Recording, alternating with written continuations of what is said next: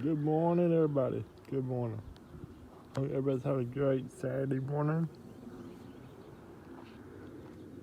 Just gonna give you a little walk around what's going on today. So, this is our little family farm that we have. Let's see if I can zoom out a little bit.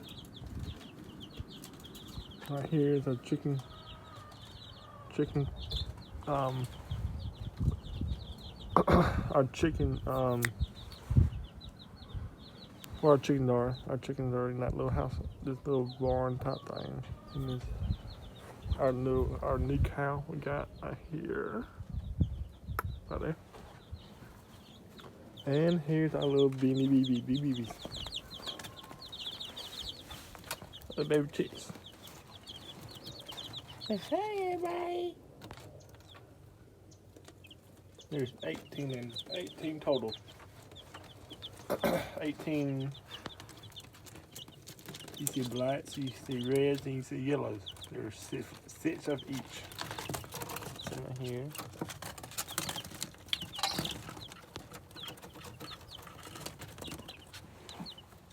For people that don't know what this is, or don't know how it is about raising baby chicks, you don't just put them out. Well, you can if you want to. You won't just put them out in the open. When they first hatch, you put them inside like we call it down here in Georgia, a chicken brooder, which is just a enclosed. So I can get a different view of it. This is my father-in-law's chicken brooder. Mine got torn down by the hurricane, so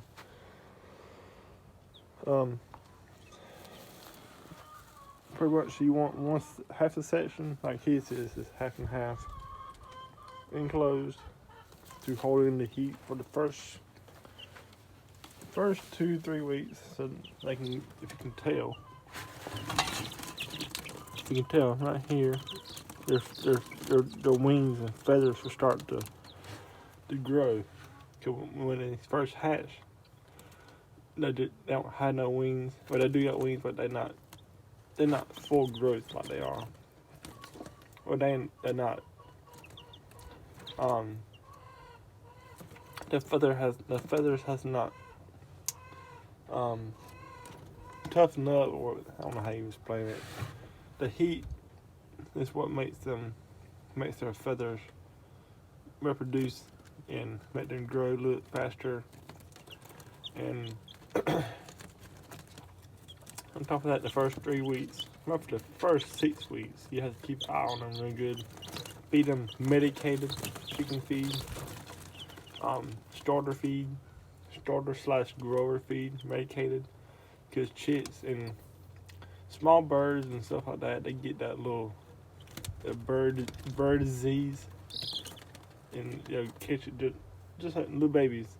Human like us, babies when they're first born, they are immune to catch all kind of sickness because their immune systems is not built up yet. The same concept for baby chicks. That's why you have to stay under this heat lamp for at least the first 3 weeks. Let their body reproduce and let their immune systems grow and be stronger. And then at the 3rd week, so right now they are 10 days old. At week 3, then I'll take this board right here down, and they'll go in there and then start running around outside of the heat, getting used to the not relying on the heat to at night. Only for the first 3 weeks they have to rely on the heat.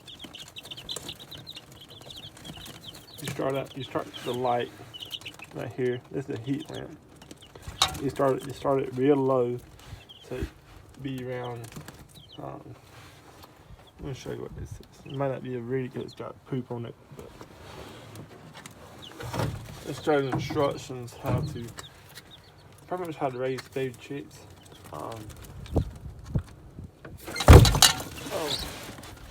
The wind just blew the door down. I hate that crap. It's real windy today. Anyways, just excuse the dirtiness, poopy butt scissor here. Floor temp under heat source. Or I'll go ahead and shut the lid because the wind. Anyways, back to it. Floor temp under the heat source on the arrival. When they first arrive, they have to be around 100 to 101 degrees temperature. The next day, from the second day to the seventh day, 95 to 99 degree temperature. And then from day 8 to 14, which means I got 4 more days to have them under the heat source. Now I can move them inside here. Like I said, they can roam in the back and forth. If they want heat, they can go in there. If they don't want heat, they can be at here, roam around, get used to surroundings. Because eventually, I'm gonna move them out here in my homemade PVC pipe right here, so they can get started getting their feet used to be on the ground and eating fresh grass and all that, and bugs and all that. For I don't know, I might just keep them out there for 3 or 4 weeks, about a month and a half probably. Just keep it moving around in different areas, and then eventually they'll be out there. They can come join with the other family. And anyways, like I said, the first 2 to 3 weeks I like leave them in here. First 2 weeks definitely in an enclosed section, blocked off, so they can get all the heat they can get, and feed them as much as I can. Medicated feed we'll be cutting off probably around when they get to maybe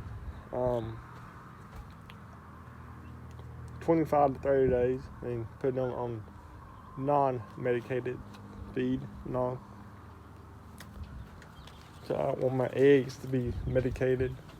I call it organic eggs, which is not really organic. It's just regular old eggs with that medicated feed in it, like you get from Walmart. Walmart does have their eggs are medicated. So that's why a lot of people come to me wanting eggs. So they know that I feed my chickens non-medicated feed, so their eggs don't have medicated genetics in it, and that's why a lot of people like my eggs, just for that reason. Pretty much that's it. That's just doing a little tour. But what I do off my during my non-driving days, I'll be here on the farm. Like today, we're visiting to be out here planting some more pecan trees. You can see what I got. Pecan trees. We're planting 20 more trees today. So when I'm not driving trucks, I'm working on the farm. So there's the beauty.